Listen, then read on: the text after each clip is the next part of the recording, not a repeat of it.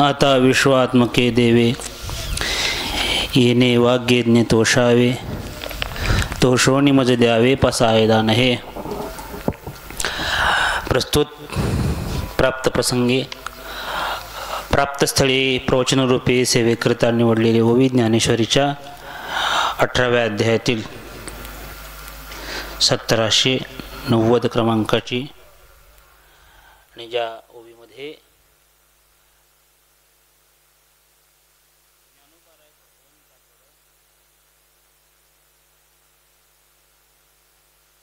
मागणं मागतायत, पसायदान मागितलेलं आहे.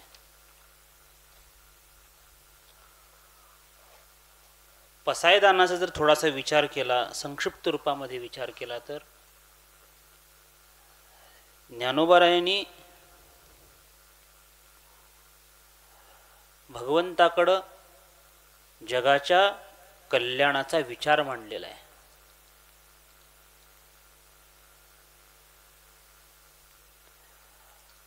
या मृत्यूलोकामध्ये जीवाच्या कल्याणाचा विचार मांडत असताना अनेक संतांनी, अनेक महात्म्यांनी, अनेक भगवत भक्तांनी भगवंताकडे जीवाच्या कल्याणाचा मांडलेला विचार हा जवळजवळ सारखाच आहे.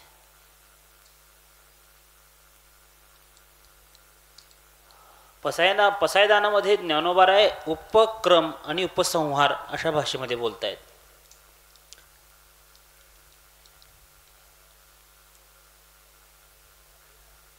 जे खळांची व्यंकटी सांडो तया सत्कर्मी रती वाढो भूता परस्परे पडो मैत्र जीवांचे. इथून हा जो पसायदानाच्या मागणीचा आलेख चालू झाला तो किंबहुना सर्व सुखी पूर्ण होवोनी तिही लोकी भजिजो आदि पुरुषी अखंडित. इथं ज्ञानोबारायांनी मागणं थांबवलं. पण या सर्व मागणीचा जर विचार करायला लागलो आम्ही तर ज्ञानोबारायांनी जे मागणं मागितलेलं आहे त्या मागणीमध्ये जगाच्या कल्याणाचा एवढा सुंदर अशा प्रकारचा विचार ज्ञानोबाराय मांडतायत. फार सुंदर विचार आहे.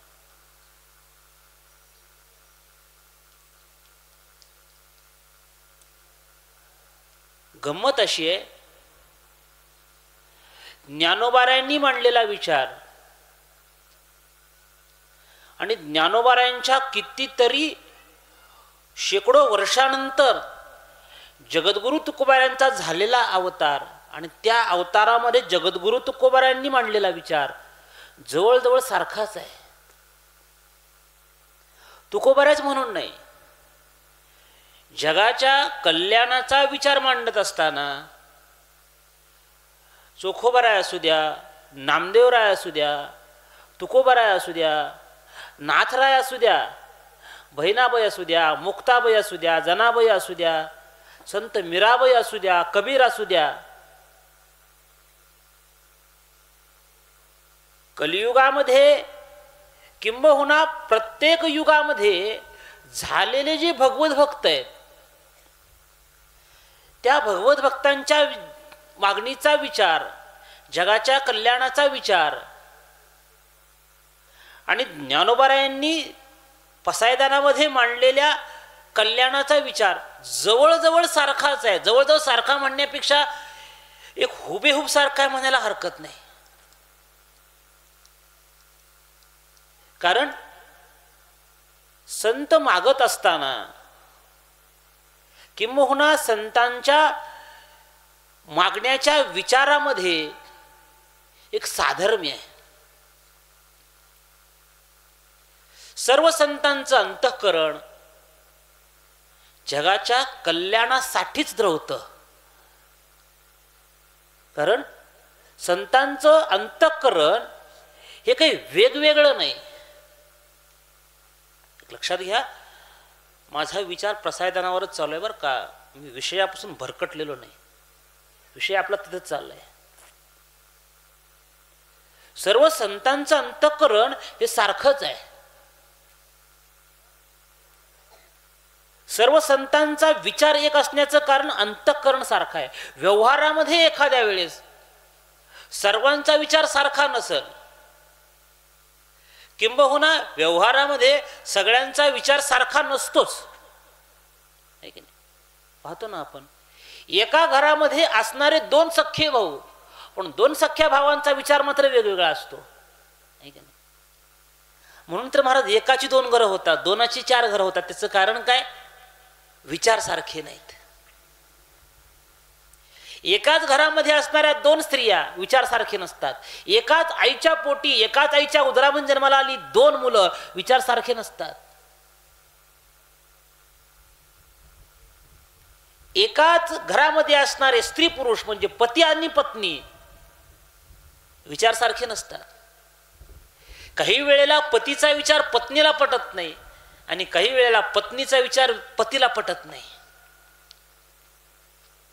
काही वेळेला सासूचा विचार सुनेला पटत नाही आणि सुनेचा विचार सासूला पटत नाही. सासू एक म्हटली तर सून वेगळंच करते आणि सून एक म्हटली तर सासू वेगळंच करते. म्हणजे व्यवहारामध्ये जर पाहायला गेलं तर व्यवहारामध्ये आम्हा सामान्य जीवांचे विचार एकमेकाच्या विचाराशी तद्रूप कधीच होत नाहीत. म्हणून एक सांगू, ज्याला संसार करायचा आहे ना, ज्या स्त्रीला, ज्या पुरुषाला संसार करायचा आहे ना, त्याने एकच करावं. काय करावं? दुसऱ्याचा विचार समजून घ्यावा आणि दुसऱ्याच्या विचाराला अनुसरून कार्य करावं. संसार व्यवस्थित होतो महाराज. पतीनं पत्नीचा विचार समजून घ्यावा, पत्नीनं पतीचा विचार समजून घ्यावा, मुलानं बापाचा विचार समजून घ्यावा, बापानं मुलाचा विचार समजून घ्यावा, भावाने एकमेकाचा विचार समजून घ्यावा. आणि ज्या घरामध्ये एकमेकाच्या विचारांना आदर दिला जातो ते घर कधीच तुटत नाही महाराज. ते घर अखंड एक राहतं. का? कारण तिथं विचाराला किंमत आहे. तिथं एकमेकाच्या विचारांना काय आहे? किंमत आहे. एकमेकाच्या विचारांचा तिथं आदर ठेवला जातो. आणि ज्या घरामध्ये दुसऱ्याच्या विचाराचा आदर होत नाही त्या घरामध्ये महाराज सुख कधीच नांदत नाही. म्हणून ज्ञानोबारायांना 700 वर्ष 750 वर्ष होऊन गेली, तुकोबारायांना 350 वर्ष होऊन गेली, नाथरायांना 550 वर्ष होऊन गेली, पण तरी देखील संतांचा विचार, प्रत्येक संतांचा विचार आम्हाला ग्राह्य आहे. का ग्राह्य आहे? कारण सर्व संतांचा विचार एकसारखा आहे म्हणून ग्राह्य आहे. संत कोणत्या जातीतून जन्माला आले, संत कोणत्या धर्मातून जन्माला आले, संत कोणत्या गावात जन्माला आले, याला किंमत नाही. त्या संतांनी मांडलेला जो विचार आहे तो त्या विचाराला किंमत आहे. आज संतांची पूजा केली जाते का? तर संतांच्या विचारामुळे संतांची पूजा आहे. संतांच्या विचाराला किंमत आहे. संतांनी मांडलेला जो जगासमोर विचार आहे त्या विचाराला किंमत आहे. एक सांगू, मनुष्याला किंमत कधी येते? ज्या दिवशी त्याच्या विचारानं जग प्रवृत्त होतं, त्याच्या मार्गावर जायला प्रवृत्त होतं, त्या दिवशी त्या माणसाला किंमत येते. ज्ञानोबाराय देखील म्हणतात, मी संतांच्या विचाराच्या मार्गावर चाललेलो आहे. मार्ग दावोनी गेले आधी, अगदी मार्ग दावोनी गेले. कोण गेले? दयानिधी संत ते मार्ग दावोनी गेले. ते दयानिधी संत मार्ग दावोनी गेले. मग म्हटले येण्याची पंथे चालू जाता. संतांनी आम्हाला मार्ग दाखवला आहे की नाही? ज्ञानोबाराय देखील म्हणतात, वेद मार्गे मुनी गेले त्याची मार्गी चालिलो. आहे का नाही? नकळेची विषयंध म्हणून उघड बोलिलो, चालता धनुर्धरा तरंगाकारी हरपलो, ज्ञानदेवो निवृत्तीचा द्वैत सर्व निरसलो. ज्ञानोबाराय म्हणतात, म्हणजे ज्ञानोबाराय देखील कुणाच्या तरी विचारावर चालतायत. ज्ञानोबाराय देखील कुणाच्या तरी विचारावर चालतायत. ज्ञानोबारायांचं चालणं, ज्ञानोबारायांचं बोलणं कुणाच्या तरी विचारावर आहे. ज्ञानोबाराय म्हणतात, आम्ही विचार घेतला. कुणाचा विचार घेतला? वेद मार्गे मुनी गेले, त्याची मार्गे चालिलो. दुसरा मार्ग नाही प्रगट धरला आम्ही. आम्ही आमच्या विचारानं गेलो नाही. मग आम्ही त्यांच्या विचारानं गेलो. त्यांच्या म्हणजे जे वेदानं सांगितलेल्या मार्गावर चालले त्यांच्या मार्गाने गेलो. संत चरित्राचा अभ्यास करत असताना, संत चरित्राचा विचार करत असताना, संतांच्या वाङ्मयाचा विचार करत असताना दोन प्रकारानं करावा लागतो. एक विचार आहे तो अनुसरणातून विचार आहे, आणि एक विचार आहे तो अनुकरणातून विचार आहे. दोन्ही शब्द ऐकायला सारखेच आहेत, अनुकरण आणि अनुसरण. दोन्ही शब्द ऐकायला सारखेत, पण अर्थ मात्र सारखा नाही. अनुसरण वेगळं आणि अनुकरण वेगळं. आम्ही संतांचं अनुसरण करतो का अनुकरण करतो,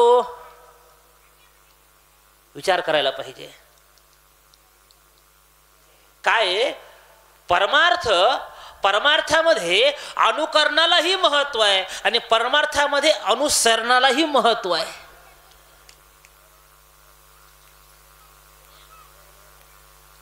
आम्ही अनुकरण करावं का अनुसरण करावं?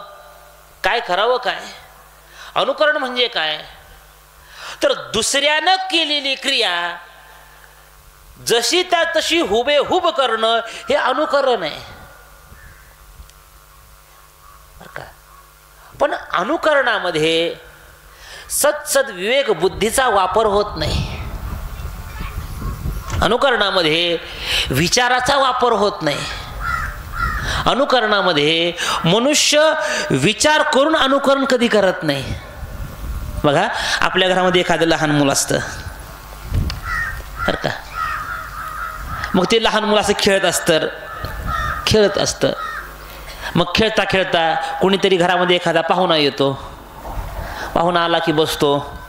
बसल्यानंतर मग लहान मुलं खेळत असते तिथं समोर. मग ते पाहुणा विचारतो, ही कोणाची पोरं, असं तसं.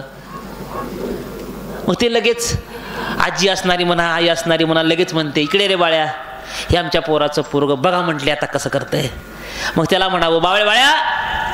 ते म्हणते, काय आजी? बाबा सांग बरं कसं चालते. मग ती लगेच पळत पळत जाते, बाबाची काठी आणते, हातात धरते आणि वाकून सांगते, बाबा असं धरून चालते. मग या चालण्याच्या पाठीमाग कोणता विचार आहे का हो?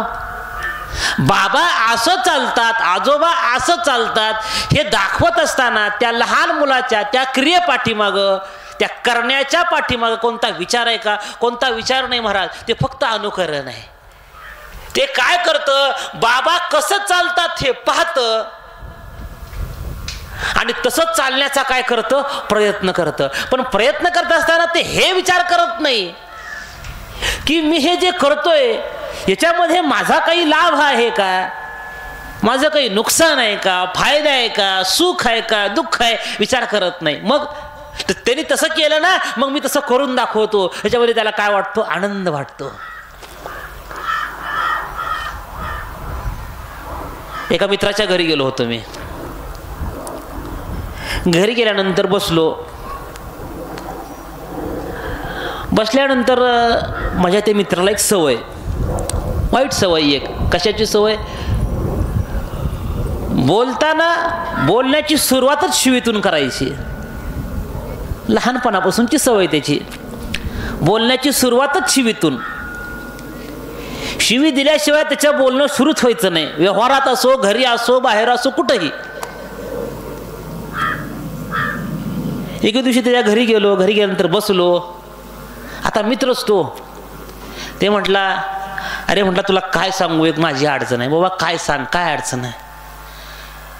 म्हटलं माझं बारकं पोरगं तुला माहित आहे? हा माहिती आहे म्हणलं. ते आता कुठून बाहेरून शिकून आले, कुणाचं ऐकून आले, शाळेत जाऊन शिकले, काय झाले माहिती नाही म्हटला. पण ते म्हटला बोलण्या अगोदर शिव्या देऊनच बोलतोय. मी म्हटलं अरे वेड्या, घरात तुझ्यासारखं विद्यापीठ असताना त्याला बाहेर जायची काय गरज आहे? त्याला बाहेर जायची काय गरज आहे? अरे म्हटले तू जसं बोलतो, तुझं ऐकून तुझं पोरगं तसंच बोलणार आहे.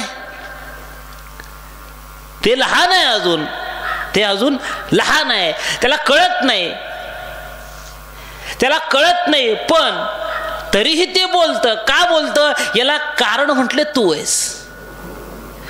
तुझं पाहून ते काय करतं? अनुकरण करतं. म्हणजे अनुकरणामध्ये वैचारिक बुद्धीची शून्यता आहे. अनुकरणामध्ये वैचारिक बुद्धी शून्य प्रमाणात आहे. तिथं कसलाच विचार नाही. मी करतोय, पण या करण्याच्या पाठीमाग काहीतरी विचार आहे, याचा मनुष्य विचार करत नाही. दुसऱ्यानं केलं ना, मग मी करायला पाहिजे. संतांनी परमार्थ केला, मग आम्ही करायला पाहिजे. करा, पण संतांनी का केला याचा विचार करून करा. का केला विचार करून करा. कारण अर्धवट ज्ञान का मनुष्याला तारुण्य येत नाही, उलट मनुष्याला जास्त पाण्यामध्ये बुडवतं. आहे की नाही? दुसऱ्यानं केलं, दुसऱ्यानं विहिरीत उडी मारली, त्याला पोहता येतं म्हणून उडी मारली, मला पोहता येत नाही तरी देखील मी उडी मारली. काय होणार आहे? त्याला पोहता येतो, तो तरुण जाईल, मला पोहता येत नाही, मी मात्र बुडणार आहे. तसं अनुकरणामध्ये पूर्ण ज्ञानाचा, पूर्ण विचाराचा संबंध येत नाही. बाळ्याला विचारलं, बाळ्या ले काय पप्पा तंबाखू कसा खातो? बाळ्या लगेच म्हणतो खिशात हात घालते, बाप बाहेर काढते, पुढे हातावर टाकते, चोळते, असं असं करते, टाकते तोंडात. त्यानं खाल्ली नाही, पण करून दाखवली. का दाखवली? बापानं केलं म्हणून येणं केलं. आहे की नाही? ज्ञानोबारांचं प्रमाण नाही का? येथ वडील जे जे करीती तया नाम धर्मी ठेविती, आणि येर ते अनुष्ठिती सामान्य सकळ याची आचरिता पाऊले. ज्ञानोबारांनी हे प्रमाण वेगळ्या अर्थानं दिलं, आपण थोडंसं वेगळ्या अर्थानं घेऊ. येथ वडील जे जे करीती, बापाची सावली मुलावर पडली म्हणतो. का म्हणतो? कारण बापाचं आचरण पाहून मुलगा शिकतो.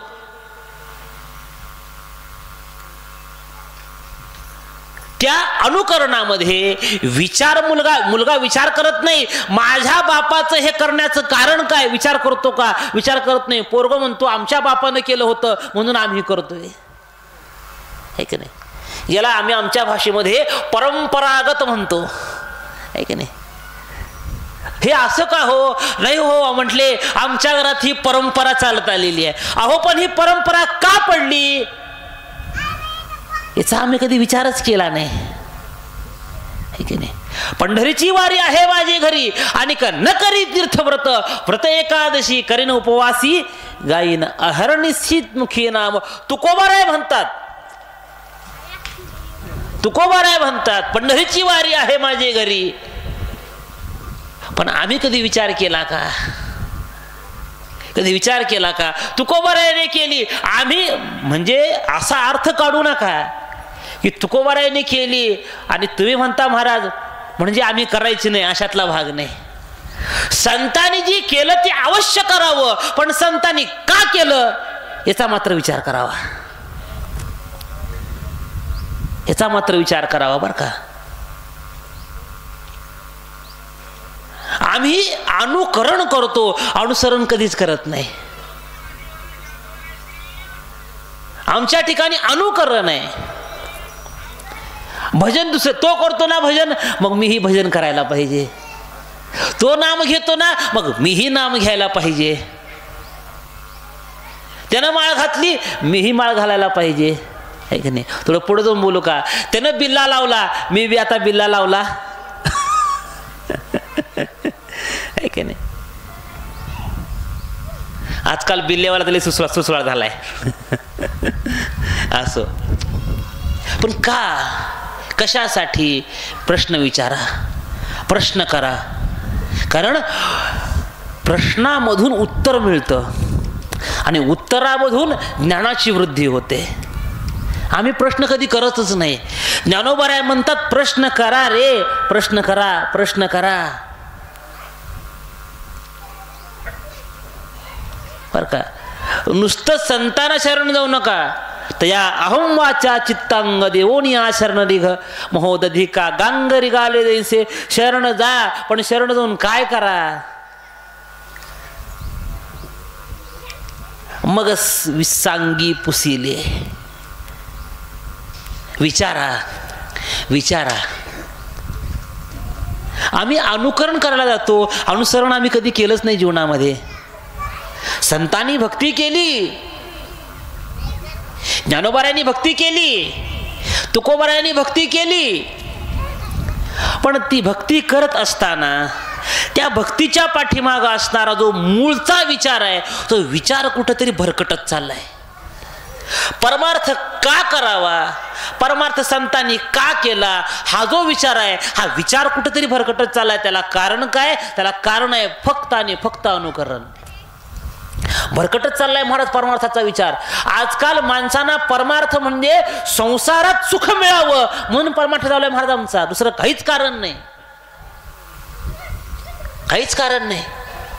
संसारातलं दुःख निवृत्त व्हावं म्हणून परमार्थ आहे? नाही महाराज. संसार दुःख निवृत्तीसाठी परमार्थ नाही, मग संसाराच्या वृत्तीच्या दुःखाच्या निवृत्तीसाठी परमार्थ आहे. आमची वृत्ती संसारातून निघावी आणि परमार्थाकडे लागावी म्हणून परमार्थ आहे. आम्ही परमार्थ करतो, पण आमच्या परमार्थामध्ये विचारच नाही कसला. कसलाच विचार नाही म्हणत आमच्या परमार्थामध्ये. दुसरा करतो ना, हा म्हटले मग चला आपण हे करू. थोडस अवघड वाटेल पण सांगतो दृष्टांत. क्षमा मागून बोलतो. काय झालं, एक माय माऊली रस्त्यानं निघाली होती. निघाली असताना सोबत एक लहान बाळ होतं. त्या लहान बाळाला प्रातर्विधी आली, म्हणजे शौच आला. शौच आल्यानंतर लहान होतं, आवरलं नाही आणि रस्त्यावरच त्यानं काय केलं, शौच मार्जन केलं. बरं, ज्या रस्त्यावर त्यानं शौच मार्जन केलं, जिथं केलं तो रस्ता किंवा ते ठिकाण म्हणजे राजाच्या राजवाड्याच्या समोरचं ठिकाण होतं. ते कुठं होतं? राजाचा राजवाडा समोर होता आणि त्याच्या समोर त्या लहान बालकाने शौच केलं. त्या मातेला प्रश्न पडला, बालक लहान आहे, कळत नाही, शौच केलेली आहे, राजाच्या दारासमोर केलेली आहे, राजानं पाहिलं तर राजा दंड करल, काय करावं? घाबरली महाराज ती माय माऊली. तिने इकडं तिकडं थोडं विचार केला, इकडं तिकडं पाहिलं, रस्त्याच्या कडेला कोणीतरी एक हार फेकून दिलेला होता, फुलाचा हार फेकून दिलेला होता. ती माय माऊली पळत गेली, तिनं तो हार उचलला, त्या हाराची फुलं काढली आणि ती फुलं काय केली, त्या विष्ठेवर टाकून दिली. विष्ठेला त्या काय केलं, त्या हाराच्या फुलानं त्या विष्ठेला तिनं काय केलं, झाकलं आणि निघून गेली. ही निघून गेल्यानंतर काही वेळानंतर त्याच रस्त्यानं दुसरे काही लोक चालले होते. त्यांनी पाहिलं कोणीतरी फुलं वाहिलेत. बघणाऱ्याला काय वाटलं, इथं कुठला तरी देव आहे.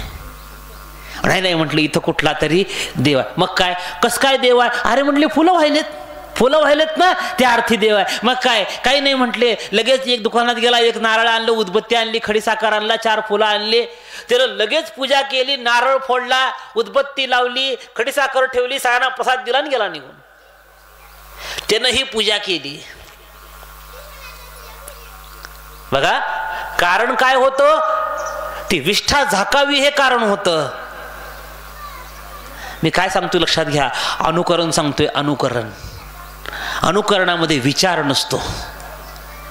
तिनं त्या मायबाऊजीने विष्ठा का झाकली? आपल्या बालकाला त्रास होऊ नये म्हणून झाकली.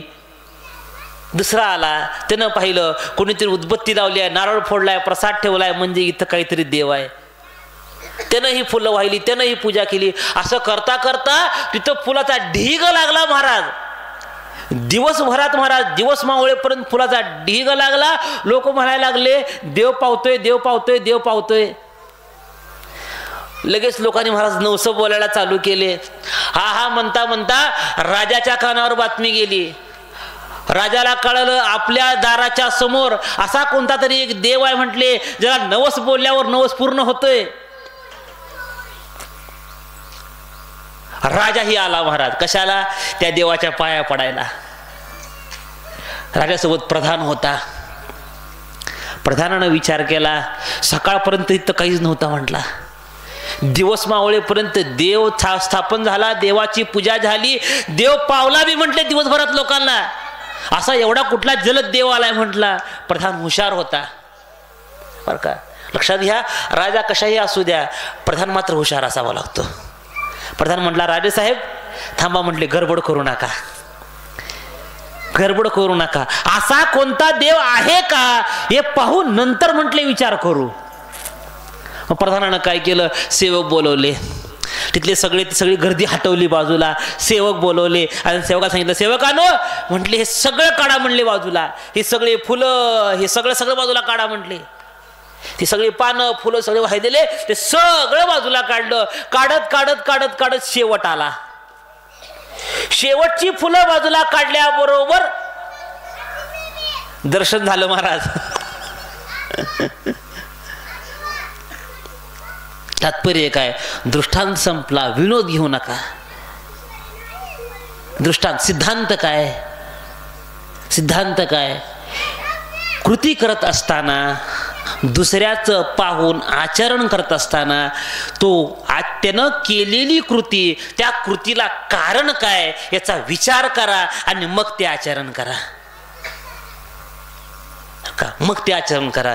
माझ्या लहानपणीची गोष्ट सांगतो. 4वी-5वीला असेल मी त्यावेळेस. चंद्रभागेच्या घाटावर, चंद्रभागा घाटावर, जुनं घाट तिथून जवळ होतं. आम्ही रोज शाळा सुटली की घाटावर जायचं बॅटबॉल खेळायला. मग एके दिवशी बॅटबॉल खेळताना बाजूला तिथून थोड्या अंतरावर मारुतीचं मंदिर आहे. बाजूलाच छोटंसं मारुतीचं मंदिर आहे. बॉल गेला मारुतीच्या मंदिरात आणि मारुतीच्या खाली पडलेल्या शेंदरामध्ये बॉल शेंदूर लागला. मग आम्ही काय केलं, तो बॉल आणला उचलून आणि घाटाच्या पायरीच्या खालच्या दगड होता छोटासा, त्या दगडावर तो बॉल आम्ही असा घासला. कशासाठी? ते शेंदूर निघून जावा म्हणून तो बॉल घासला. त्या बॉलचा शेंदूर कुठं लागला? त्या दगडाला तो शेंदूर लागला. आम्ही तो बॉल घेतला, पुन्हा खेळायला चालू केलं, निघून गेलो. 2 दिवसांना असं लक्षात आलं, ज्या दगडाला आम्ही शेंदूर घासला होता ते उगं थोडासा होता. 2 दिवसामध्ये तो दगड पूर्णतः शेंद्रानं भरून गेला होता. दगड कोणता आहे शेंदूर कोणता ओळखूच येत नव्हता. 2 दिवसात दगड भरून गेला. 8 दिवसामध्ये महाराज तिथं नारळाचा ढीग लागायला चालू झाला. रोज नारळ फोडलेले लोक. आम्हाला काय करायचंय, कुणी का फोडण्यात जायचं, नारळ खात बसायचं. तिथं जाऊन बॅटबॉल खेळायचं आणि नारळ खात बसायचं. विचार करा, आम्ही केलेली कृती काय होती? शेंडूला लागलेला शेंदूर निघून जावा म्हणून काय केलता? दगडाला शेंदूर लावला. पण पुढच्या माणसानं काय विचार केला? दगडाला शेंदूर लावला त्या अर्थी हा काय आहे? देव आहे. मग करा पूजा, बांधा मंदिर, ऐक नाही, कृती करा. पण त्या कृतीला काहीतरी विचार असू द्या. विचारातून कृती असावी, अविचारातून कृती नसावी. एक लक्षात घ्या, क्रियेमध्येही विचार असावा आणि बोलण्यामध्येही विचार असावा. संत क्रियेतूनही विचार मांडतात आणि बोलण्यातूनही विचार मांडतात. बऱ्याच वेळेला असं होतं, आमच्या क्रियेतूनही विचार निर्माण होतो आणि बोलण्यातूनही विचार निर्माण होतो. विचार हा फार महत्वाचा आहे. जेवढा क्रियेचा विचार महत्वाचा आहे तेवढाच बोलण्याचाही विचार महत्वाचा आहे. आणि तेवढाच ऐकण्याचाही विचार महत्वाचा आहे. प्रभू रामचंद्रांच्या जीवनातली कथा बघाय पहा. आता सगळे रामायण ऐकलेले माणसं आहेत, रोज रामायण सांगणारे माणसं आहेत. त्यात काय झालं, ज्या वेळेस भगवान प्रभू रामचंद्र अयोध्येला परत आले, प्रभू रामचंद्रांचा राज्यकारभार चालू झाला आणि चालू झाल्यानंतर एके दिवशी प्रभू रामचंद्रांना भेटण्यासाठी अष्टावक्र मुनी आले. अष्टावक्र मुनी आल्यानंतर प्रभू रामचंद्राने अष्टावक्र मुनींचं स्वागत केलं, बसायला आसन दिलं. आसनावर अष्टावक्र मुनी बसलेले आहेत. यथोचित प्रभू रामचंद्रांनी अष्टावक्र मुनींची पूजा केलेली आहे. पूजा झाली, अर्चा झाली आणि हात जोडून प्रभू रामचंद्र अष्टावक्र मुनींच्या समोर बसलेले आहेत. आणि चिंताक्रांत मनस्थितीनं मनामध्ये काहीतरी प्रश्न घेऊन अष्टावक्र मुनींसमोर रामचंद्र प्रभू बसलेले आहेत. प्रभू रामचंद्रांचा तो प्रश्नांकित चेहरा पाहिल्यानंतर अष्टावक्र मुनींनी विचारलं, रामा, मनामध्ये काहीतरी संशय आहे, काहीतरी विचार आहे. काय विचार आहे सांगा. विचारा म्हटल्यानंतर प्रभू रामचंद्रांनी अष्टावक्र मुनींना प्रश्न केला की राजानं राज्यकारभार कसा करावा. प्रभू रामचंद्रांनी प्रश्न केला, राजानं राज्यकारभार कसा करावा, राजा कसा असावा, राजाची राज्य करत असताना वृत्ती कशी असावी, राजाचं वागणं कसं असावं, राजाचं बोलणं कसं असावं, राजाचं राहणं कसं असावं, राजानं प्रजेसोबत कसं राहावं, राजानं प्रजेसोबत कसं वागावं, राजानं प्रजेसोबत कसं बोलावं. अनेक प्रश्न केले. काही तात्विक प्रश्न होते, काही राज्यकारभाराच्या संबंधानं प्रश्न होते. बोलत असताना अष्टावक्र मुनी प्रभू रामचंद्रांना म्हणून गेले, राजा हा प्रजेचा सेवक आहे. राजा प्रकृती रंजनात, रंजनात राजा प्रकृती रंजनात. राजा हा प्रजेचा सेवक असतो. रंजन म्हणजे सेवक. राजा हा प्रजेचा सेवक आहे. राजानं कधी मालक म्हणून वागू नये, बरं का. राजानं कधी मालक म्हणून वागू नये, कारण राजा हा प्रजेच्या सेवेसाठी बसलेला आहे. आणि मग विचारत असताना अष्टावक्र मुनींनी रामचंद्रांना प्रश्न केला, रामा, कथाभाग फार मोठा आहे, मला मधला कथाभाग घ्यायचा नाही, बरं का. वेळ मिळाला तर रामायणामध्ये वाचा. हा प्रसंग आहे रामायणामध्ये, वाचून बघा. मोठा प्रसंग आहे, मोठा दृष्टांत आहे. दोघांचं बरंच बोलणं सांगितलेलं आहे. शेवटी अष्टावक्र मुनींनी रामचंद्र प्रभूंना विचारलं, रामा, काय महाराज, राज्यकारभार कसा करावा कळाला? हो म्हटले, कळाला. मग आता माझ्या प्रश्नाचं एका उत्तर दे. काय उत्तर आहे महाराज? उद्या जर का समजा राज्यकारभार करत असताना तुझ्या संसारामधला जर कोण आडवा आला तर तू काय करशील? प्रभू रामचंद्रांनी सांगितलं, माझ्या संसारामधील, माझ्या आयुष्यामधील कोणीही जर मला माझ्या प्रजेच्या सेवेसाठी आडवं आलं तर त्या प्रत्येकाचा म्हटले मी त्याग करेन. आणि बोलत बोलत प्रभू रामचंद्र म्हणून गेले, इतकंच काय, जर उद्या चालून प्रजेच्या सेवेसाठी आणि प्रजेच्या हितासाठी मम जानकी, माझ्या जानकीचा जरी मला त्याग करायची वेळ आली तर जानकीचाही त्याग करेन म्हणून रामचंद्र म्हणून गेले. महाराज, माणसानं बोलताना विचार करून बोलावा. प्रभू रामचंद्रांनी जानकी मातेचा त्याग का केला त्याचं कारण आम्हाला इथं सापडतं. रामचंद्र प्रभू अष्टावक्रांना म्हणून गेले, प्रजेच्या सेवेसाठी जर जानकीचा त्याग करण्याची वेळ आली तर सीतेचाही मी त्याग करेन. एवढं बोलल्याबरोबर अष्टावक्र मुनी म्हणून गेले, राजा तथास्तु. म्हणून जुने लोक म्हणून गेले. जुने लोक म्हणतात ना, माणसानं बोलत असताना विचार करून बोलावं.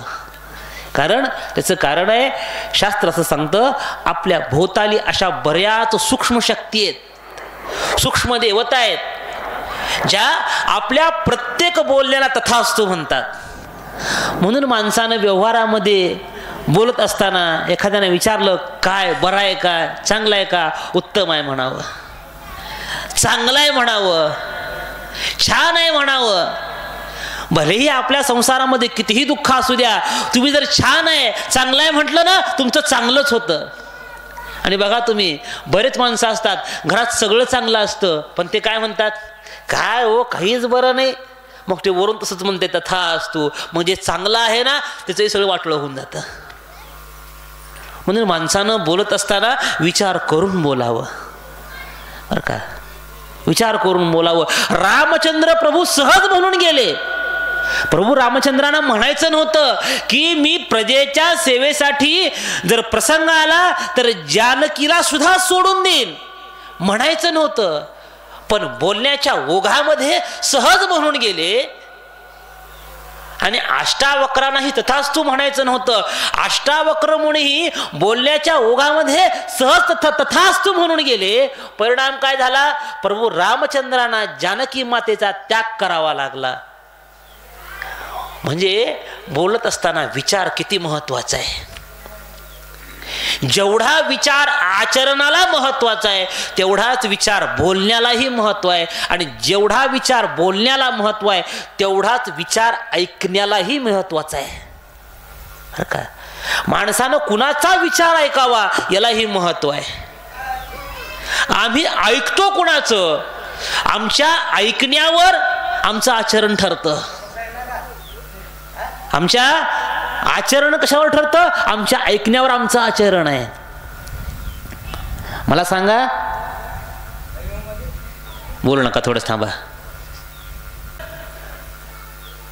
कैकेयी मातेचं जेवढं प्रेम रामचंद्रावर होतं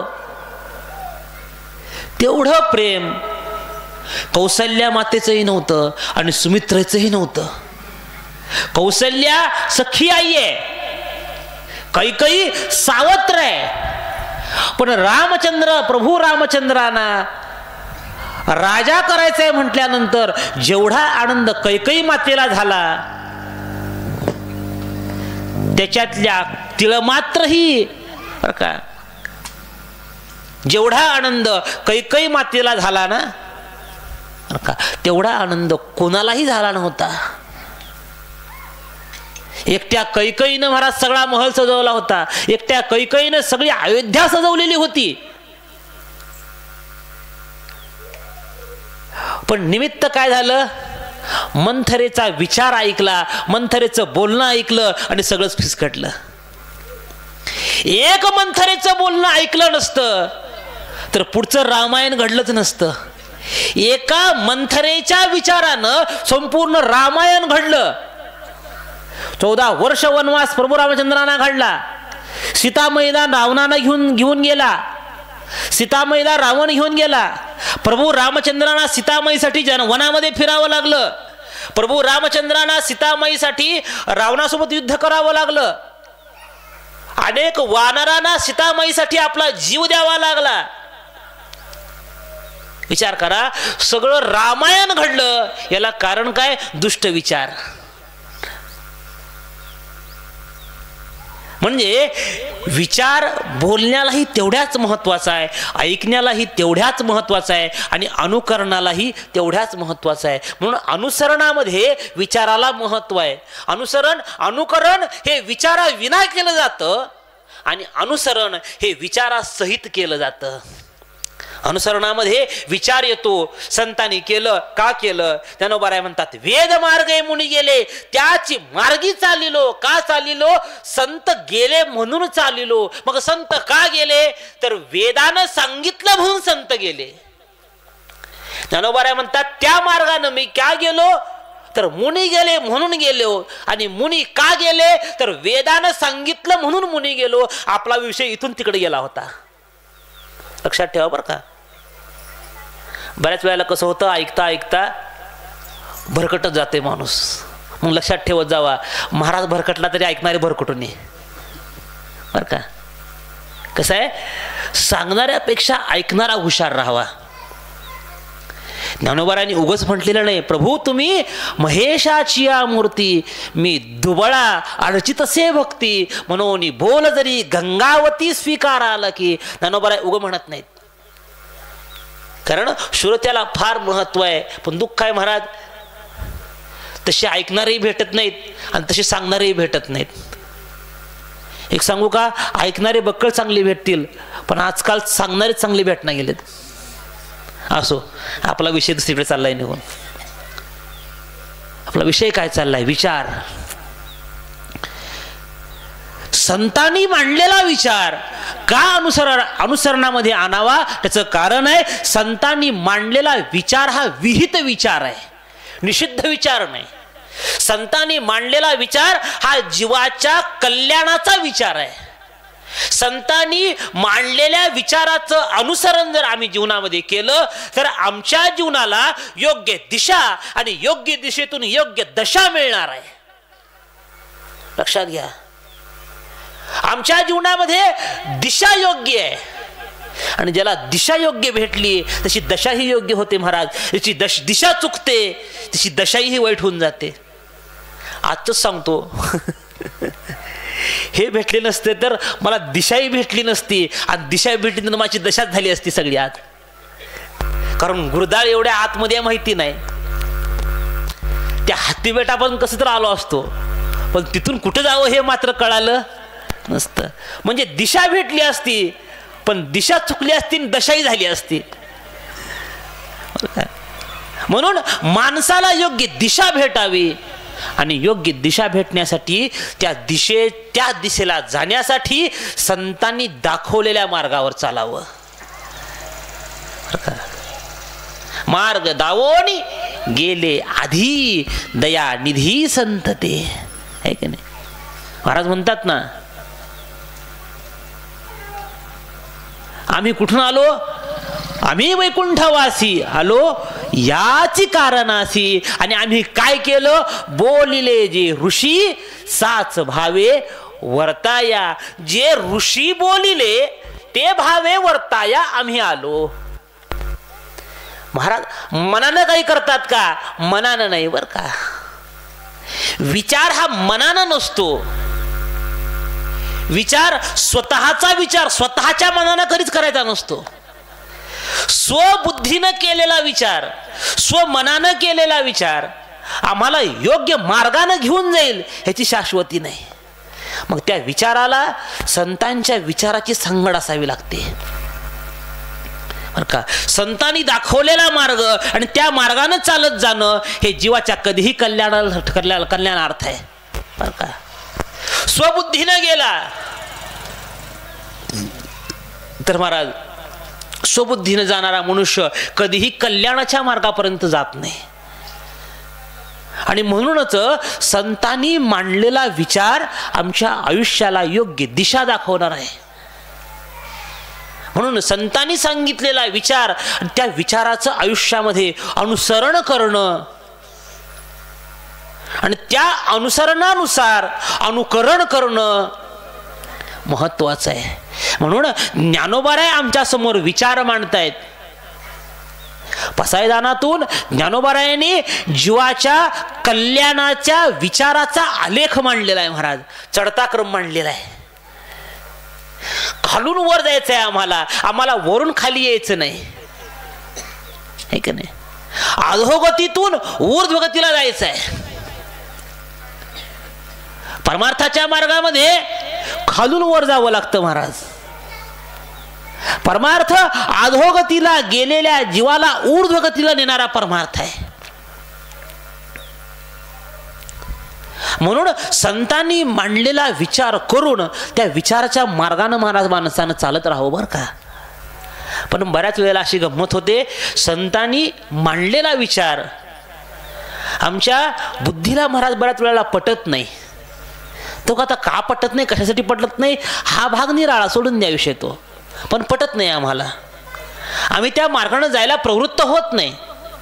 आणि म्हणूनच आम्ही संतांच्या विचाराचं अनुसरण न केल्यामुळं आमच्या हातामध्ये आलेला परमार्थ आम्ही गमावून बसतो.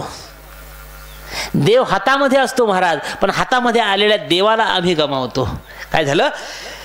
भागवतामधला कथा प्रसंग आहे. ज्यावेळेस भगवान परमात्मा भक्त ध्रुवाला न्यायला आले बरं का. न्यायला आल्यानंतर 36,000 वर्ष महाराज ध्रुवानं राज्य केलेलं. राज्य केल्यानंतर न्यायला आले परमात्मा. न्यायला आल्यानंतर ध्रुवानं विचार केला, भगवान परमात्मा न्यायला आलेले आहेत, जायला पाहिजे. पण ध्रुवाच्या मनामध्ये विचार आला, म्हटले माझ्या एकट्याचाच उद्धार का? उद्धार करायचा आहे ना, माझ्या एकट्याचाच का? म्हणले एकट्याचा नाही, मग सर्वांचा उद्धार व्हायला पाहिजे. साधू हा जगाचा विचार करून बोलत असतो महाराज.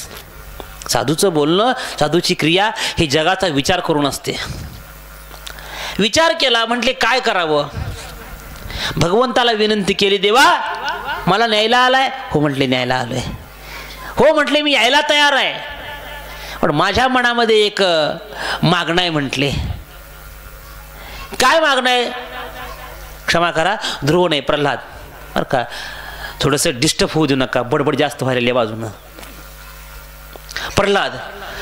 प्रल्हादाला न्यायला परमात्मा आले होते आणि भगवंतांनी सांगितलं, प्रल्हादा काय म्हणणं आहे? प्रल्हाद म्हटले, देवा माझी असं म्हणणं आहे. काय म्हणणं आहे? म्हटले देवा मी चाललोय वैकुंठाला. मग म्हटले मला एकट्याला जायचं नाही. मग कुणाला न्यायचं आहे तुला?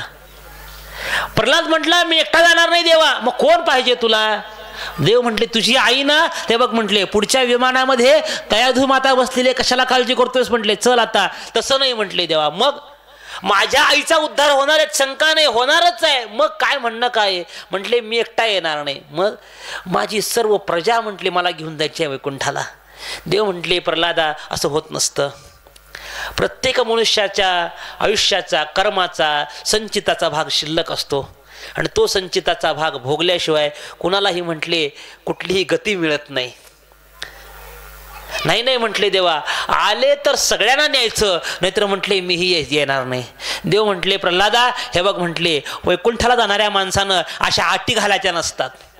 तू काही म्हटले माझा जावई नाहीस, रुसून बसलास म्हणून तुला अंगठी करायला, तुला न्यायचं आहे म्हणले वैकुंठाला, चल. प्रल्हाद म्हटले नाही देवा, भक्ताचा हट्ट आहे, तुला पुरवावाच लागल. देवाने विचार केला, आता आपला लाडका भक्त आहे, लढीवाळ भक्त आहे, हट्ट पुरवावा. ठीक आहे म्हटले, जा तुझ्या राज्यामध्ये असणारे सर्व मनुष्य प्राणी आणि त्या सर्वांना म्हटले गोळा करून घेऊन ये. प्रल्हाद गेले महाराज, प्रत्येकाच्या घरी जावं आणि म्हणावं चला. म्हटले कुठं? चला वैकुंठाला. आता मला सांगा, असं जर कुणाच्या दारावर गेलो तुम्ही आणि म्हणलो चला वैकुंठाला, कोणी येईल का? हो कोणी येईल का? मी विचारतो एवढ्या लोकांपैकी कोणी बी हात वर करा, ज्याला यायचं आहे त्यांनी हात वर करा बरोबर वैकुंठाला. उग तर हात वर करा. नाही महाराज, वैकुंठाला येण्याची इच्छाच नाही महाराज कुणाची, आहे की नाही? असं महाराज प्रत्येकानं प्रत्येकाच्या घरी जावं प्रल्हादानं, चला वैकुंठाला, चला वैकुंठाला. कुणी म्हणावं आलो असतो राजे, काय करावं? म्हटले पोरगी बाळांपणाला आली आहे, तिचं बाळांपण झाल्यावर बघू. पुढे गेले, चला वैकुंठाला. म्हाताऱ्याकडे गेले, म्हाताऱ्या बाबा चला वैकुंठाला. म्हातारं म्हटलं महाराज आलो असतो, पण मी गेल्यावर पोरं म्हातारीला सांभाळतील का नाही शंका आहे, म्हणून म्हटले म्हातारीसाठी राहिलोय म्हटले, दुसरं काही कारण नाही, नाहीतर आत्ता आलो असतो. मग म्हातारीला विचारलं, म्हातारे आजीबाई चला वैकुंठाला. आजी म्हटली महाराज मी आले असते, पण आमचं म्हातारं, आमच्या म्हाताऱ्याची म्हटली मला शाश्वती नाही, मी गेल्यावर दुसरं जर लगीन करून घेतलं तर कसं करू म्हटली. म्हातारी म्हटली येणं होत नाही, पुढं जावं, चला वैकुंठाला. त्यानं म्हणावं पोराची परीक्षा आहे, तुझ्या चला वैकुंठाला. त्यानं म्हणावं पोरीचं लग्न आहे, पोराचं लग्न आहे. प्रत्येकानं काही ना काहीतरी कारण द्यावं आणि सर्वांनीच नाही म्हणून सांगावं. खिन्न मनानं चेहरा पाडून महाराज प्रल्हाद परत आले, भगवंताला विनंती केली, देवा चला म्हटले. आता देवाने पाठीमागं पाहिलं, कुणी दिसत नाही, एकटे प्रल्हाद दिसत आहेत. प्रल्हादा एकटाच आलास, बाकीचे? देवा नाही म्हटले, कुणीही यायला तयार नाही. देव म्हटले असं नाही प्रल्हादा, आता असं नाही, आता आले तर सगळे, नाहीतर म्हटले तुलाही नेत नाही आता. प्रल्हाद म्हटला देवा मी काय करू, कुणीही यायला तयार नाही, मी काय करू? देव म्हटले तसं नाही प्रल्हादा, मग काय करायचं? मग म्हटले तू कुणाला विचारलं? म्हटले सर्वांना विचारलं. सर्वांना म्हणजे कुणाला विचारलं? म्हटले सगळ्या मनुष्यांना विचारलं. म्हणले प्राण्यांना विचारलंस का? नाही म्हटले प्राण्यांना विचारलं नाही. भागवतामध्ये एवढाच दृष्टांत आहे बरं का, याच्या पुढचा दृष्टांत नाही. याच्या पुढचा दृष्टांत एका जुन्या भागवतकाराच्या तोंडून ऐकलेला आहे मी, जुन्या भागवतकाराच्या तोंडून. सर्वांना विचारलं का? हा सर्वांना. प्राण्यांना विचारलं का? नाही म्हटले प्राण्यांना विचारलं नाही. जा म्हटले प्राण्याला विचारून ये. प्रल्हाद परत फिरले महाराज. आता गावच्या बाहेर एक महाराज बैठक होती उकिरड्यावर. कुणाची? डुकराची. गावच्या बाहेर उकिरड्यावर एक डुक्कर बसलं होतं. त्या डुकराकडे प्रल्हाद गेले. त्याला म्हटले ए डुकरा. ते महाराज लगेच उठून उभा राहिलं. महाराज महाराज या या या म्हटले. आज आमच्याकडे कसं काय येणं केलं? म्हणले काही नाही, तुला विचारायचं आहे. काय विचारायचं आहे? येतो का वैकुंठाला? डुक्कर काय म्हणावं महाराज? काय म्हणला असेल डुक्कर? डुक्कर म्हणलं येतो की महाराज. बघा माणसाला कळलं गेले पण डुकराला कळलं. येतो की, येतो का वैकुंठाला? हो म्हटलं येतो वैकुंठाला. मग चल.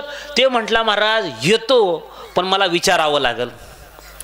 आता डुक्कर कुणाला विचारल? तुम्ही कुणाला विचारता? हा तुम्ही कुणाला विचारता?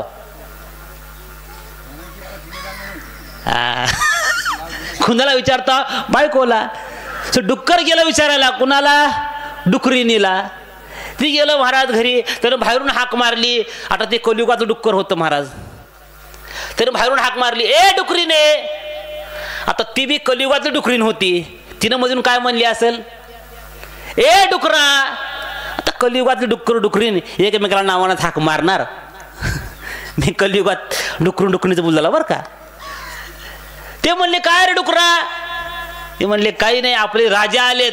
काय म्हणतात राजे? चला वैकुंठाला जायचं का? मग म्हणले एकटाच चालला का? एकटाच चाललो. थांबा म्हटले मीही येते, मी येते. प्रल्हाद म्हटले थांबा आधी विचारतो जागा आहे का. प्रल्हादाकडे परत आला डुक्कर. म्हणले महाराज मी एकटा येत नाही. मग काय? माझा संपूर्ण परिवार यायला तयार आहे. मग नेता का सगळ्यांना? हो म्हटले सगळ्यांना नेतो. किती परिवार आहे? म्हणले महाराज जास्त काही नाही, 4 बायका आणि 38 लेकर आहेत म्हणला. हा म्हटले सगळ्याला जागा आहे, घेऊन चल सगळ्याला. परत आला सांगायला. हा म्हटले चला. ते म्हटले थांबा म्हटली आवरते. तिनं गेली महाराज लगेच बाथरूम मध्ये गेली, हातपाय धुतली, गन पावडर केली, साडी बदलली, कपडे विपडे भरले, बॅग भरली, निघाला परिवार. कुठं? वैकुंठाला. वैकुंठाला निघाला. आता वैकुंठात बसणार, विमानात बसणार. एवढ्यात महाराज त्या बायकोनं हाक मारली. ओ थांबा म्हटली. थांबा. कुठं निघाला? म्हणले निघालो वैकुंठाला. सगळं विचारलेच का तुम्ही? म्हणले काय विचारायचं आहे? तिथं गेल्यानंतर आपलं इथलं जे खाद्य आहे तिथं आपल्याला मिळणार आहे का विचारले का? म्हणले तुम्ही अगोदर विचारले का?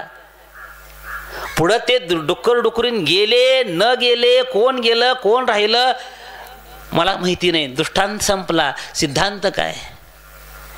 परमात्मा समोर आलेला आहे, परमार्थ हातामध्ये आलेला आहे. पण हातामध्ये आलेला परमार्थ गमावला गेला. याला कारण काय? विषयाचा परिपाडू आहे की नाही? विषयाचा परिपाडू, गोड पारमार्थ लागे कडू, कडू विषय तो गोडू जीवासी झाला. म्हणून परमार्थामध्ये अनुसरणाला महत्व आहे. कारण अनुसरणामध्ये संतांचा विचार आहे, संतांनी मांडून दिलेला विचार आहे, संतांनी घालून दिलेला मार्ग आहे. आम्ही संतांनी घालून दिलेल्या मार्गाने गेलो आमचं कल्याणच होणार आहे महाराज.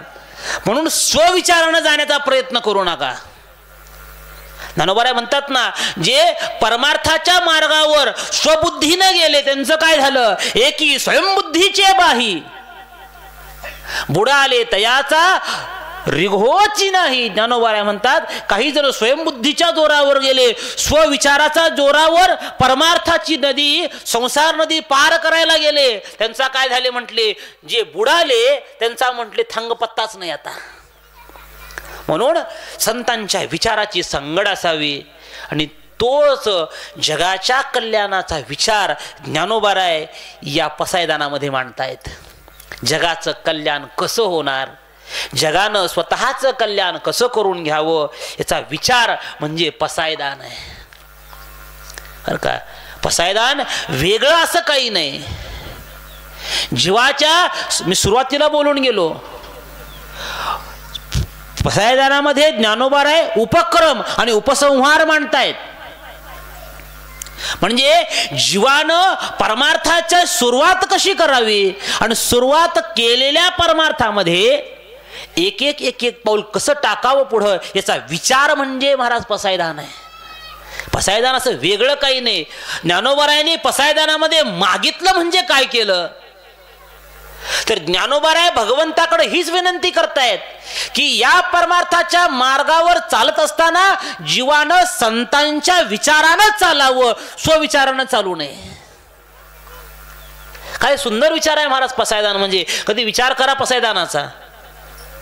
उगं ज्ञानेश्वरीचं पारायण केलं म्हणून करू नका, उगं कीर्तन ऐकलं म्हणून ऐकू नका, उगं प्रवचन ऐकलं म्हणून ऐकू नका, उगं सप्ताह झाला म्हणून करू नका.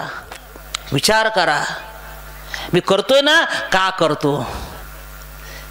तुकोबारायांनी परमार्थ विचारातून केला, ज्ञानोबारायांनी परमार्थ विचारातून मांडला. ते ज्ञानोबाराय याच्यामध्ये विचार मांडतात. काय विचार आहे, ज्ञानोबारायांनी विश्वात्मक देवासमोर आपल्या अंतःकरणातला जगाच्या कल्याणाविषयी असणारा विचार मांडलेला आहे. आता विश्वात्मके देवे येणे वाग्यज्ञे तोषावे, मग तोषोनी मज द्यावे पसाय दान. हे ज्ञानोबाराय म्हणतात विश्वात्मक देवाला माझी विनंती आहे आणि त्या विनंतीनं या विश्वात्मक देवानं प्रसन्न व्हावं आणि प्रसन्न होऊन मला हे विचाररूपी दान द्यावं. काय विचार आहे, जे खळांची व्यंकटी सांडो तया सत्कर्म रती वाढो, भूता परस्परे पडो मैत्र जीवांचे. काय सुंदर विचार आहे महाराज ज्ञानोबारायांचा. धुरितांचे तिमिर जावो, विश्व स्वधर्म सूर्य पहावो, जो जे वांछिल तो ते लाहो, प्राणीजात वर्षत सकळ मंगळी, ईश्वर निष्ठांची मांद्याळी अणवर्त भूमंडळी, भेटो तया भूता चला कल्पतरूंचे आरव, चेतना चिंतामणीचे गाव, बोलते जे अर्णव पियुषांचे. हा महाराज 9च्या 9 ओव्या पहा. प्रत्येक ओवीमध्ये महाराज गहन अशा प्रकारचा विचार आहे. एक सांगू, पसायदानाचा विचार करणं एवढं सोपं नाही महाराज. नाही महाराज, एवढं सोपं नाही. पसायदान म्हणजे अत्यंत गहन विचार आहे, अत्यंत गहन विचार. शाळेमध्ये बसून पसायदान म्हणणं वेगळं आणि पसायदानाचा विचार करणं वेगळं. सूक्ष्म विचार आहे महाराज पसायदान, अत्यंत सूक्ष्म. जे खळांची व्यंकटी सांडो, कोण खळ आहेत जगामध्ये, खळ कुणाला म्हणावं आणि त्या खळांची व्यंकटी सांडो म्हणजे काय. काय सुंदर विचार आहे. एक सांगू, जास्त विषय लांब होत नाही, आपली वेळ होत आली आता जवळजवळ. ज्ञानोबाराय पसायदानाच्या पहिल्या 3 पदामध्ये बरं का तिघांबद्दल विचार मांडतात. पहिल्या पदामध्ये विचार मांडला खळाचा, दुसऱ्या पदामध्ये विचार मांडला अज्ञानी मनुष्याचा आणि तिसऱ्या पदामध्ये विचार मांडला महात्म्याचा. अगोदर म्हणतात खळ. खळ म्हणजे कोण, अत्यंत दुष्ट असणारा तो खळ. खळ म्हणजे कोण आहे, जो स्वतःचं दुसऱ्याचं नुकसान करण्यासाठी स्वतःचं नुकसान करून घेतो, त्याला खळ म्हणावं, त्याला खळ म्हणावं. एका गावामध्ये एक माणूस होता महाराज, त्याचं नावच होतं खलोहम. त्याचं नावच होतं काय होतं, खळ. एके दिवशी तो जंगलात जाऊन बसला. जंगलात जाऊन बसल्यानंतर त्याच जंगलातून एक पांथस्थ वाटसरू चालला होता. घनदाट जंगल, हिंस्त्र श्वापदांचा आवाज येत होता, वाघ सिंहाच्या डरकळ्या ऐकू येत होत्या. घाबरत घाबरत घाबरत त्या घनदाट जंगलातून तो चालत चाललेला. त्या घनदाट जंगलामध्ये कोणी माणूस पाहायला भेटत नव्हतं, कर्मधर्म संयोगानं हा खल असणारा मनुष्य त्या पांतस्थळाला त्या प्रवाशाला भेटला. त्यानं पाहिलं कोण आहे, चांगलं वाटलं, बरं वाटलं, कोणीतरी म्हटले भेटला, बरं झालं. जवळ गेला, हो म्हटले फार बरं झालं, आनंद वाटला, देवानं तुमची माझी भेट घालून दिली. वा वा वा म्हटले, छान वाटलं छान वाटलं. कोण तुम्ही, कुठले, तुमचं नाव काय? तो खल सांगू लागला, माझं नाव म्हटले खलोहम आहे, माझं नाव खल आहे आणि मी बाजूच्याच गावामध्ये राहतो. मग त्यानं विचारलं, एवढ्या घनदाट जंगलामध्ये तुम्ही येऊन का बसलायत म्हणले, कारण काय? त्याने सांगितलं, बाजूला माझं गाव आहे, माझ्या गावामध्ये बऱ्याच वेळेला वाघ आलेला आहे, त्या वाघानं माझ्या गावातल्या बऱ्याच वेळा गायी मारल्या, म्हशी मारल्या, कुत्री मारली, शेळ्या मारल्या, पण आजपर्यंत म्हटले त्या वाघानं माझ्या गावातल्या एकाही माणसाला मारलेलं नाही. म्हणजे त्या वाघाला अजून माणसाच्या रक्ताची चव काय असते कळालेली नाही. मग मी इथे येऊन का बसलो, त्या वाघानं यावं, मला मारावं आणि मला मारून त्या वाघाला माणसाच्या रक्ताची चव काय असते कळावं. मग तो वाघ काय करल? तो वाघ म्हटले काही करणार नाही. एकदा का त्या वाघानं मला मारून खाल्लं की त्या वाघाला माणसाच्या रक्ताची चव कळल आणि तो वाघ म्हटले मग गावातल्या म्हशी शेळ्या मारण्याऐवजी गावातली सगळी माणसं मार सुटल आणि सगळ्या गावाचा नाश करल म्हटले. म्हणजे आपलं नुकसान करून घ्यायचं पण दुसऱ्याचंही नुकसान झालं पाहिजे असा जो विचार करतो, महाराज म्हणतात तो खल आहे. ज्ञानोबा म्हणतात अशा खलाची काय असू दे सांडू दे व्यंकटी सांडो. व्यंकटी म्हणजे बुद्धी सांडो. व्यंकटी या शब्दाचा अर्थ वाकडेपणा नाही बरं का. बऱ्याच वेळेला आम्ही व्यंकटी शब्दाचा अर्थ वाकडेपणा असा करतो. अरे तो मुळातच खळ आहे, तो अजून वाकडा व्हायचा काय गरज आहे, तो मुळामध्येच वाकडा आहे. मग खल म्हणजे काय तर खल म्हणजे व्यंकटी म्हणजे बुद्धी आहे की नाही. आपण बालाजीला गेलो, आपण काय म्हणतो व्यंकटरमण गोविंदा. व्यंकट म्हणजे बुद्धी आणि रमण म्हणजे देव, बुद्धीचा देव म्हणून व्यंकटरमण. मग तसं पाहायला गेलं व्यंकटी सांडो म्हणजे खल सांड वाकडेपणा सांडो म्हणायला गेलं तर मग व्यंकटरमण म्हणजे काय, खलांचा देव का वाकडेपणाचा देव? नाही महाराज, व्यंकट म्हणजे बुद्धी. ज्ञानोबा म्हणतात खलांची दुष्ट बुद्धी सांडो. काय मागणं मागितलं महाराज ज्ञानोबारायांनी, सुंदर मागणं आहे. खलांची बुद्धी सांडो, खल बुद्धी सांडो, दुष्ट बुद्धी सांडो, दुष्टाचा दुष्टपणा जाओ. दुष्ट मोरो म्हणत नाहीत, दुष्टपणा जाओ आहे की नाही. तया सत्कर्म रती वाढो आणि मग भूता परस्परे पडो मैत्र जीवांचे.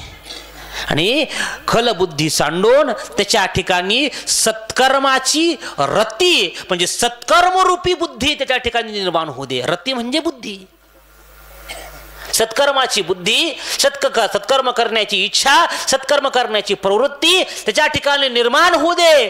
आणि त्याच्या वृत्तीमुळं का जे लोक लांब गेले होते ना, दुरावले होते ना, ते पुन्हा सर्व एकत्र येऊ दे आणि त्यांच्या ठिकाणी सत्कर्माची रती म्हणजे सत्कर्माची बुद्धी वाढून एकमेकांविषयी प्रेम निर्माण होऊ दे. हे की नाही. भूता परस्परे पडो मैत्र जीवांचे. एकमेकाबद्दल भूतांच्या अंतःकरणामध्ये जीवाच्या अंतःकरणामध्ये एकमेकाबद्दल स्नेह निर्माण होऊ दे, स्नेह तयार होऊ दे. पहिल्या पदामध्ये पहिल्यांदा ज्ञानोबाराय दुष्टाबद्दल मागतात. भूता परस्परे पडो मैत्र जीवांचे, हे की नाही. दुष्टाबद्दल मागितलं, पुन्हा मग म्हटले आता कुणाबद्दल, हे की नाही. जे खळांचे व्यंकटी सांडो त्या सत्कर्मरती वाढो. भूता परस्परे पडो मैत्र जीवांचे, दुरितांचे तिमिर जाओ. पुन्हा मागितलं दुरित म्हणजे काय, पाप बुद्धी, मनुष्याच्या ठिकाणी असणारी पाप निर्माण करणारी बुद्धी. आणि ती बुद्धी कशामुळे होते, ती बुद्धी निर्माण होते अज्ञानामुळं. पाप निर्माण करणारी जी बुद्धी आहे आणि ती ज्याच्यामुळे निर्माण होते ते अज्ञान, ते अज्ञानरूपी अंधकार निघून जाऊ दे, हे की नाही. कारण अज्ञान आलं की पाप होतं. ज्ञानामधून पाप निर्माण होत नाही, अज्ञानातून पाप निर्माण होतं. काय करावं, काय करू नये, सिद्ध काय, निषिद्ध काय, वर्ज्य काय, हे ज्याला कळतं तो पाप प्रवृत्त होत नाही महाराज. पाप प्रवृत्त कोण होतो? ज्याच्या ठिकाणी अज्ञान आहे तोच महाराज पापाला प्रवृत्त होऊन जातो. म्हणून ज्ञानोबा म्हणतात दुरितांचे तिमिर जावो आणि विश्व स्वधर्म सूर्य पहावो, जो जे वांछिल तोतेला हो प्राणीजात. तिसऱ्या पदामध्ये ज्ञानोबा म्हणतात दुरितांचे तिमिर जावो, जीवाच्या ठिकाणी असणार अज्ञान निघून जाऊ दे आणि त्या जीवाला ज्ञानाची प्राप्ती होऊ दे. आणि तिसऱ्या पदामध्ये ज्ञानोबाराय संतांविषयी मांडतात. संतांनी काय करावं? वर्षत सकळ मंगळी ईश्वर निष्ठांची वांदे आळी आणि अनवर्त भूमंडळी भेटतू या भूता. अनवर्त भेटतू या भूता. कोणी? संतांनी अनवर्त भेटावं, नुसतं भेटू नये. वर्षत सकळ मंगळी, सकळ मंगळी वर्षत अनवर्त भेटतू या भूता. कोणी भेटावं? ईश्वर निष्ठानी या सर्वांना भेटावं. ईश्वर निष्ठ म्हणजे संत. संतांनी काय करावं? सामान्य जीवाची भेट घ्यावी, सामान्य जीवाला भेटावं आणि सामान्य जीवाला भेटून काय करावं? त्याला सन्मार्गाला लावावं. सामान्य जीवाला भेटून परमार्थाच्या मार्गाला लागावं. सामान्य जीवाला भेटून परमार्थाच्या मार्गावर सामान्य जीवाला घेऊन जावं संतांनी. काय सुंदर विचार आहे महाराज पसायदान म्हणजे. बरं का, आपली वेळ झालेली आहे तो जास्त विषय लांबवायचा नाही मला आता. नाहीतर विचार जर केला तर फार सुंदर विचार आहे महाराज पसायदानामध्ये. अत्यंत सुंदर विचार आहे. प्रत्येक पदामध्ये व्यापक विचार आहे, व्यापक विचार. तसं पाहायला गेलं तर आपला विचारावरच संपलाय, आहे का नाही? आपला विचारावर जवळजवळ आपलं सगळं प्रवचन झालेलं आहे. असो, ज्ञानोबांनी जो मांडलेला विचार आहे या विचाराचं चिंतन आपल्याला पुढेही करायचं आहे. पुन्हा जर कधी प्रसंग आला तर हा जर विषय पुन्हा कधी आलाच बोलण्यामध्ये तर राहिलेल्या विषयाचं चिंतन पुढच्या वेळेस पाहू. झालेली जी सेवा आहे पण भगवान पंढरीश पांडुरंग परमात्म्याने शरण अर्पण करून सेवेलाच ठिकाणी पूर्णविराम. पुंडलिक वरदा हरी विठ्ठल श्री ज्ञानदेव तुकाराम. म्हटले मी सहज तुम्हाला दिलाय, घ्यायला काय हरकत आहे? आहे की नाही? लोकांना महाराज मोक्ष मागून मिळत नाही. मिळतो का हो मोक्ष? मोक्ष मिळत नाही. मोक्ष अत्यंत अवघड आहे. मोक्ष मिळवणं सोपं नाही. मोक्ष मिळवण्यासाठी अनेक ऋषी मुनी तपश्चर्या करतायत महाराज. हजारो वर्ष तपश्चर्या चालू आहे, हजारो वर्ष. कोणी डोंगरामध्ये तपश्चर्या करते, कोणी हिमालयाच्या बर्फामध्ये तपश्चर्या करते, कोणी घनदाट जंगलामध्ये जाऊन तपश्चर्या करते. कशासाठी? मोक्षासाठी. मोक्ष एवढा सोपा आहे का? मग एवढा सोपा नसणारा मोक्ष, पण त्या मोक्षाला महाराज तुकोबाराय म्हणतात, आहे की नाही? भय नाही जन्म घेता मोक्ष का हानू लाता. हा काय अधिकार काय? मोक्षामा घरी कामारिते दासी होई सांगू ऐसी तुका म्हणे. काय कारण आहे? एवढा दुर्लभ असणारा मोक्ष, काय पण त्या मोक्षाची किंमत तुकोबाराय आधी संतांना नाही महाराज. महाराज म्हणतात मोक्ष तुमचा देवा, देवा मोक्ष तुझा मान्य आहे, पण म्हटले तुझ्याकडेच ठेव. तुकोबाराय दुर्लभ आहे. अरे दुर्लभ असला तरी म्हटले आम्हाला नको, आहे की नाही? गंमत आहे का नाही? कसं आहे, प्राप्तिपूर्व बरं का, शास्त्रामध्ये प्राप्त आणि प्राप्तिपूर्व असे दोन विचार आहेत. काही वस्तू ज्या गोष्टीची मनुष्याला प्राप्ती नसते त्या एक गोष्टीची मनुष्याला किंमत वाटत नाही, आणि जी गोष्ट मनुष्याकडं अति झालेली असते अति, त्या एक गोष्टीची माणसाला किंमत वाटत नाही. माणसाला किंमत कधी वाटत नाही?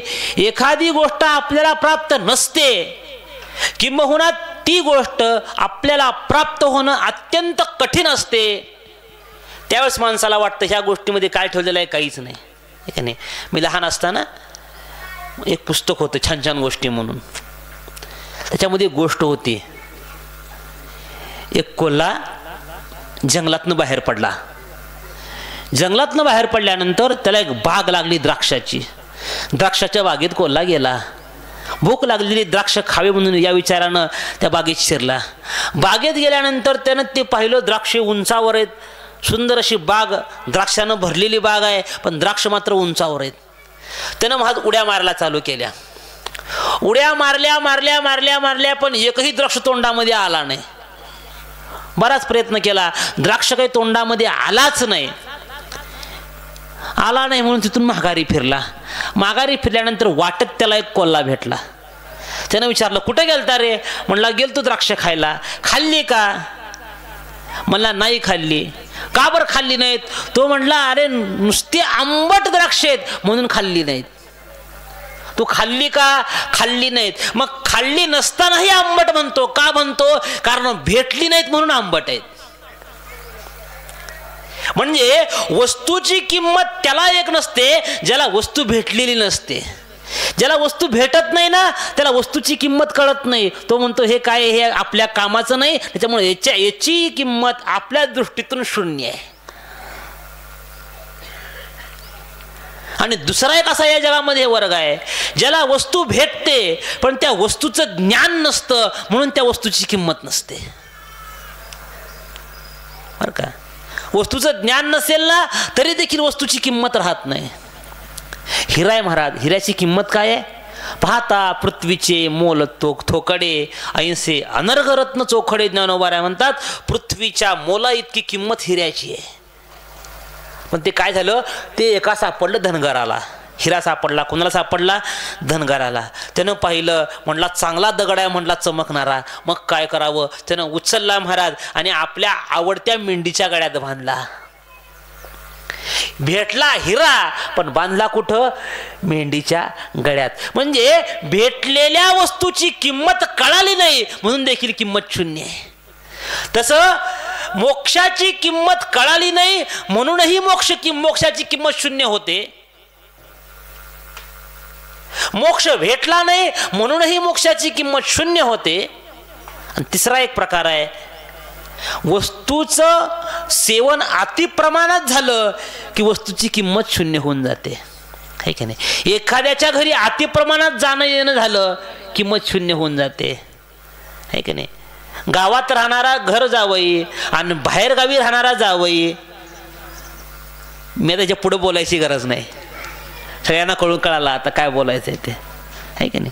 तसं वस्तूची किंमत अतिपरिचय झाला, वस्तूची किंमत शून्य होऊन जाते.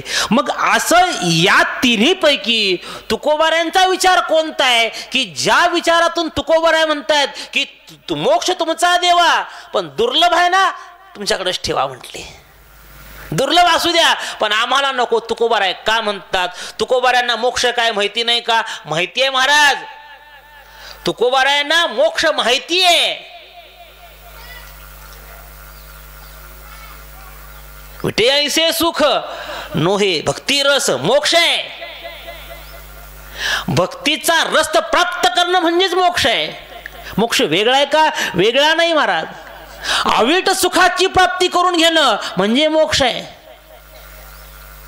तुकोबाऱ्यांना प्राप्त नाही का? प्राप्त आहे हो मोक्ष. बर कळत माहिती नाही का? माहिती आहे. तुकोबाऱ्यांनी सांगितलं आम्हाला मोक्ष म्हणजे काय.